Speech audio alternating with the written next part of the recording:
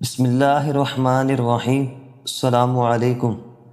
رسول اللہ صلی اللہ علیہ وسلم نے فرمایا کہ 10 آدمیوں کی نماز قبول نہیں کی جائے گی۔ نمبر 1، جس آدمی نے بغیر قرات کے اکیلے نماز پڑھی۔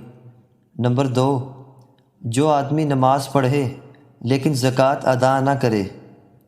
نمبر 3، ایک آدمی قوم کی امامت کرائے جب کہ وہ اسے ناپسند جانے۔ نمبر 4، وہ آدمی جو باغا ہوا غلام ہو۔ نمبر 5، ہمیشہ شراب کا عادی انسان۔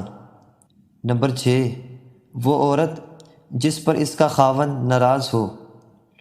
نمبر 7، وہ عورت جو بغیر دوپٹے کے نماز پڑھے۔